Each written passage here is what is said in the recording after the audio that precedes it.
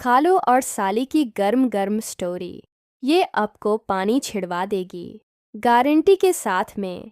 अपने खालों के घर गई, अचानक अकेली, तो आगे से घर में कोई नहीं था। अकेला मेरा खालो घर में था।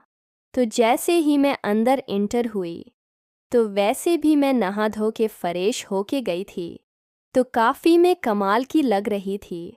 और मैं मोटी भी थी, तो कमाल का मैं लग रही थी।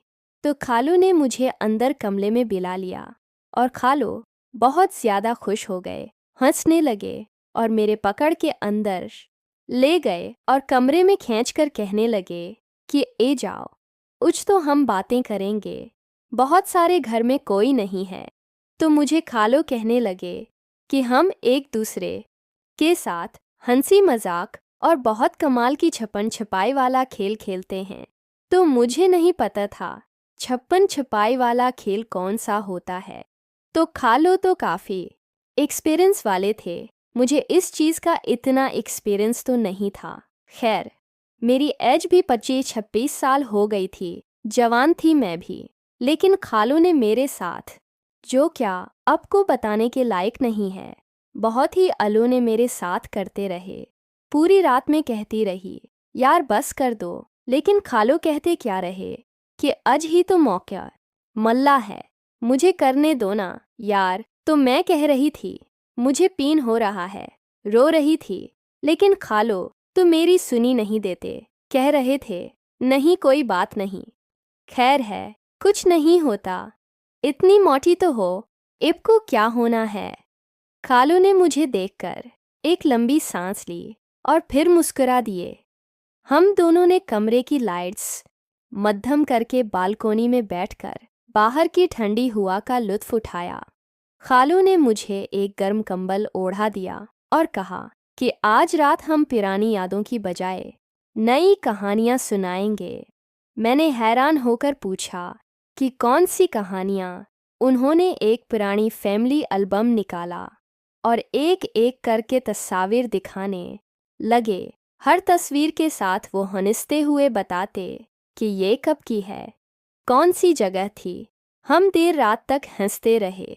खालू ने मुझे अपने बाग का प्लान बताया कि कल मिलकर नए पौधे लगाएंगे।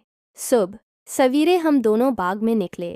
खालू ने मुझे मुख्तलिफ फूलों के बीज दिखाए और बताया कि ये सरख गुलाब तुम्हारे लिए खास से हैं।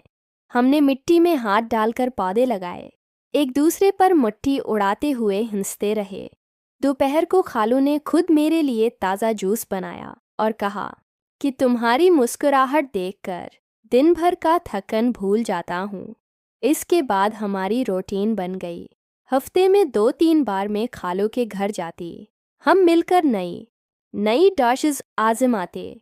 एक दिन उन्होंने मुझे अपना पसंदीदा मैठा बनाना सिखाया।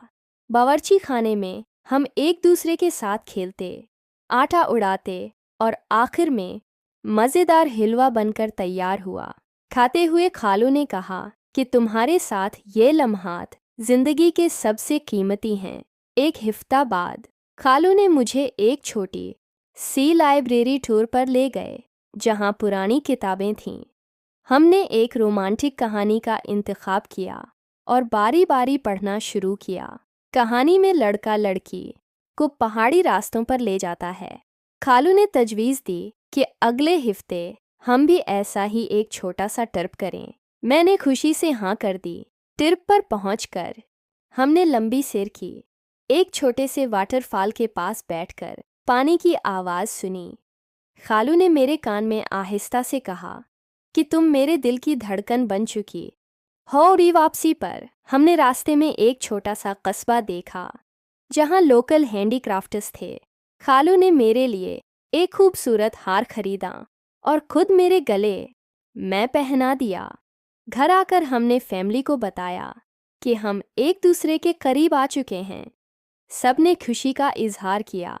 शादी की तैयारी में खालू ने खुद मुझे लिबास मुंतखब करने में मदद की। शादी के दिन जब हमने वादे किए तो खालू की आंखें चमक रही थीं।